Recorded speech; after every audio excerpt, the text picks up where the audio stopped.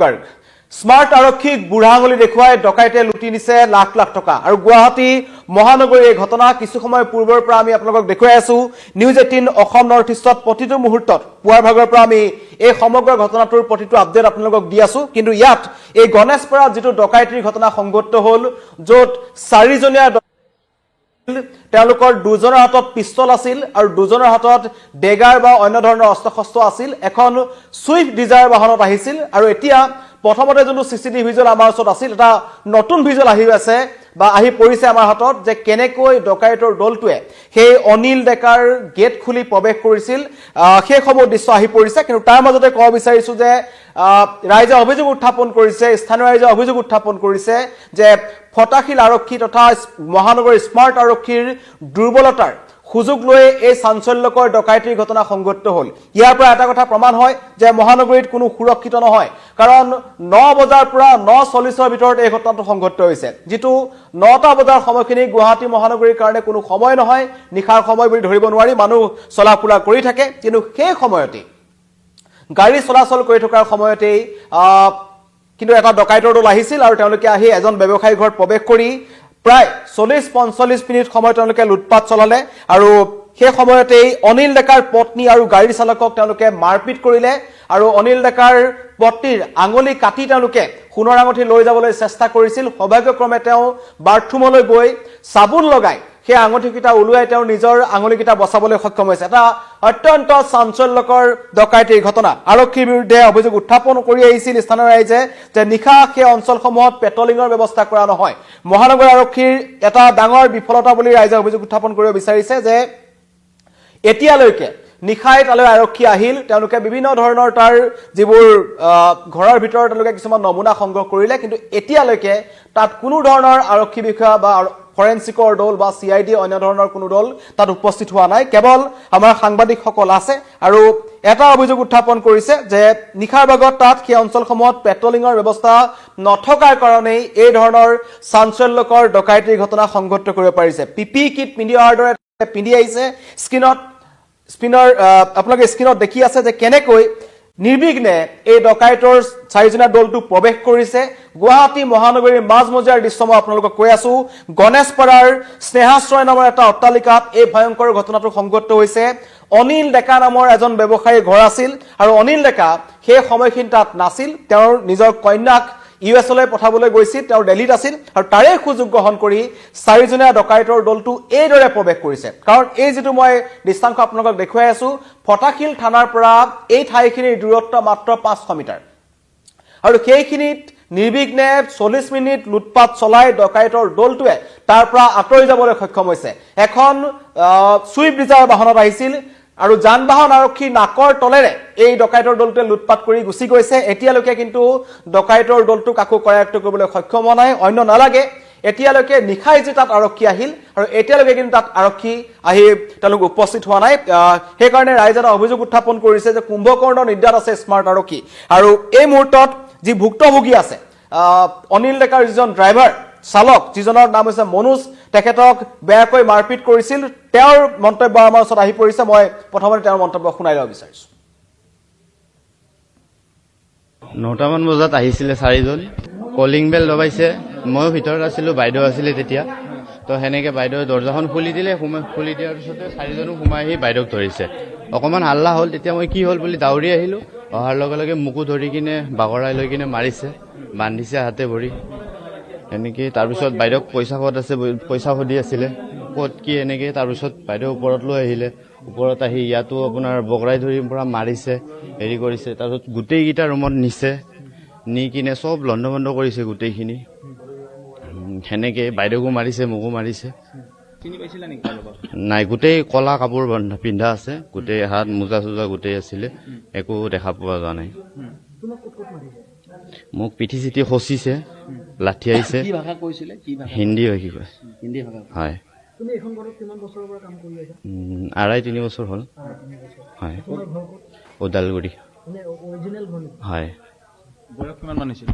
24 তোমাক নিজৰ ল'ৰা বুলি ভাবিছিলে? হয়, তেখেতৰ ল'ৰা বুলি মোক বেছিকে মাৰি আছিলে। মাক কোৱা পইচা দিব, নহ'লে তোক মাৰি থৈ যাম। তেখেতকো সেনেকেই কৈ আছে।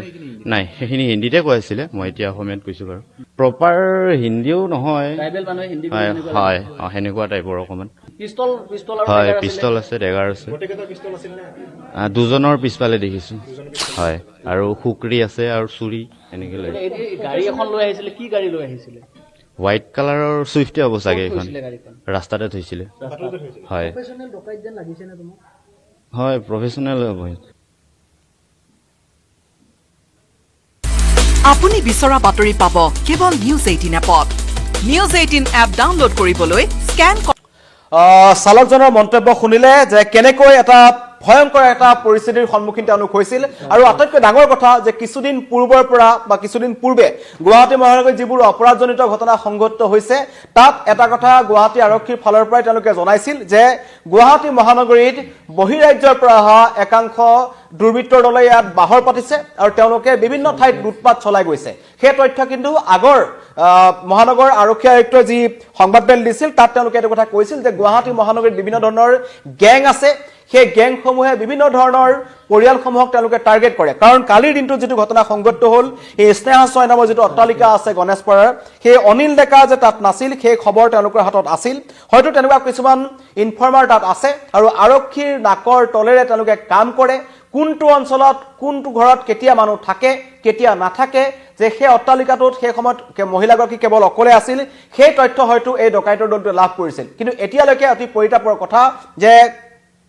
আমাৰ যি তাত ফটাশীল আৰক্ষী আছে, ফটাশীল আৰক্ষীয়ে কিন্তু এতিয়ালৈকে এই ডকাইতৰ দলটোৰ তেওঁলোক ক'ত আছে, তেওঁলোকে সেই চুইফ্ট ডিজায়াৰ বাহনখনেৰে গুৱাহাটীৰ পৰা কোন ঠাইলৈ গুচি গৈছে নে গুৱাহাটীতে ক'ৰবাত আত্মগোপন কৰিছে। কাৰণ তেওঁলোকে যি ভুক্তভোগী আছে এই অনিল ডেকাৰ পত্নী আৰু যিজন ড্ৰাইভাৰ মই মন্তব্য শুনালো মনোজ ডেকা, তেওঁ মন্তব্য কৰিছে যে হিন্দীত কথা পাতিছিল, ভঙা ভঙা হিন্দীত কথা পাতিছিল। তাৰ পৰা এটা কথা গম পায় যে তেওঁলোক ট্ৰাইবেল মানুহ আছিল বুলি তেওঁলোকে অভিযোগ উত্থাপন কৰিছে। হয়তো দুৰ্বৃত্ত মেঘালয়ৰ পৰা আহিব পাৰে, হয়তো দুৰ্বৃত্ত অন্য যি আমাৰ নৰ্থ ইষ্টৰ যিখন ৰাজ্য আছে তাৰ পৰা আহিব পাৰে আৰু তেওঁলোকে হয়তো গুৱাহাটী মহানগৰীৰ ক'ৰবাত বাহৰ পাতিও তেওঁলোকে লুটপাট চলাব পাৰে। এতিয়া ফটাশীল আৰক্ষীৰ সন্মুখত এটা ডাঙৰ প্ৰত্যাহ্বান যে এই চাৰিজনীয়া ডকাইতৰ দলটোক তেওঁলোকে কেনেকৈ চিনাক্ত কৰিব। আৰু সেই মহিলাগৰাকীৰ মোবাইল ফোনটো লৈ গৈছে, চালক মনোজৰ মোবাইল ফোনটো লৈ গৈছে। মোবাইল লোকেশ্যন ট্ৰেচ কৰি হ'লেও সেই ডকাইতৰ দলটোৰ অৱস্থিতি গম পোৱা যাব। কিন্তু যি অভিযোগ উত্থাপন কৰা হৈছে যে এতিয়ালৈকে কিন্তু সেই স্থানত নিশাই যি আৰক্ষী আহিল, কাৰণ তেওঁলোকে 9:40 যেতিয়া ঘটনাটো সংঘটিত হ'ল তেওঁলোকে প্ৰথমতে 100 ডাইল কৰি তেওঁলোকৰ স্থানৰ আৰক্ষীক খবৰ দিছিল। কিছু সময় পিছত তাত আৰক্ষী উপস্থিত হৈছিল। আৰক্ষীয়ে উপস্থিত হৈ তেওঁলোকৰ মন্তব্য গ্ৰহণ কৰে আৰু তেওঁলোকক নিশাই যি মেডিকেল কৰাবলৈ আছে মেডিকেল কৰাবলৈ লৈ যায় আৰু নিশা 2 বজাত তেওঁলোকক পুনৰ সেই নিজৰ স্নেহাশ্ৰয় নামৰ যিটো অট্টালিকা আছে তাত থৈ যায় আৰু পুৱাৰ ভাগত তেওঁলোকক চিকিৎসালয়লৈ যাবলৈ কয়। কিন্তু পুৱাৰ ভাগত কোনো ধৰণৰ আৰক্ষীৰ যি ফৰেন্সিকৰ দল আহিব লাগিছিল তেওঁলোক কিন্তু এতিয়ালৈকে তাত উপস্থিত হোৱা নাই। আৰু চিনেমাৰ কায়দাৰে 40 মিনিটৰ ভিতৰত যিটো লুটপাট চলালে সেই লুটপাটটোৱে এটা কথা প্ৰমাণ কৰে যে গুৱাহাটী মহানগৰীত কোনো সুৰক্ষিত নহয়। যিকোনো মুহূৰ্তত আপোনাৰ ঘৰৰ ভিতৰত প্ৰৱেশ কৰিব পাৰে ডকাইতৰ দলে। মই এইকাৰণে কৈ আছো যিটো ঘটনা সংঘটিত হ'ল, যিটো দৃশ্যাংশ আপোনালোকে দেখি আছে সেয়া কোনো ভিতৰুৱা গাঁৱৰ দৃশ্য নহয় বা এখন থানাৰ পৰা প্ৰায় 10-15 কিলোমিটাৰ দূৰৰ দৃশ্যাংশ নহয়, একেবাৰে এখন থানাৰ কাষতে লাগি থকা এটা অঞ্চলৰ দৃশ্য। অত্যন্ত এটা ব্যৱসায়িকভাৱে এটা গুৰুত্বপূৰ্ণ অঞ্চল এইটো গণেশপাৰা ফটাশীল থানাৰ অন্তৰ্গত এটা অঞ্চল। আৰু তাত মহিলাগৰাকীৰ আঙুলিকে তেওঁলোকে কাটি দিবলৈ লৈছিল, ডিঙিত তেওঁলোকে ডেগাৰ লৈছিল আৰু তেওঁলোকৰ হাতত অতি ভয়ংকৰ কথা যে পিষ্টল আছিল। মানে এই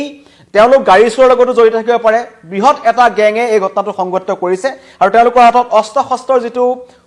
গুৱাহাটী মহানগৰীত এতিয়া চাবলৈ যদি যাওঁ যিবোৰ চিলনী চোৰ আছে সেই চিলনী চোৰবোৰৰ হাততো এতিয়া অবৈধ মাৰণাস্ত্ৰ আছে। এতিয়া কোনে এই অবৈধ মাৰণাস্ত্ৰসমূহ ইয়াত গুৱাহাটী মহানগৰীত প্ৰৱেশ কৰাইছে, কোন পথেৰে প্ৰৱেশ কৰাইছে, কেনেকৈ ইমান নাকা চেকিং থকাৰ সময়তো কেনেকৈ এই ধৰণৰ ঘটনা সংঘটিত হ'ব পাৰিছে। কাৰণ গুৱাহাটী আৰক্ষীয়ে এটা কথা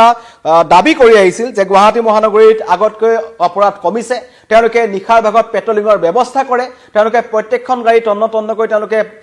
চায় আৰু যান বাহন আৰক্ষী আগতকৈ অধিক ক্ষিপ্ৰতৰ হৈছে বুলি তেওঁলোকে মন্তব্য কৰিছে। তেওঁলোকৰ হাতত আগতকৈ অত্যাধুনিক বাহন আছে কিন্তু তাৰ পাছতো ইমানখিনি নাকাত চেকিং চলি থকাৰ পিছতো ইমানখিনি অত্যাধুনিক ব্যৱস্থা থকাৰ পাছতো এতিয়া কিন্তু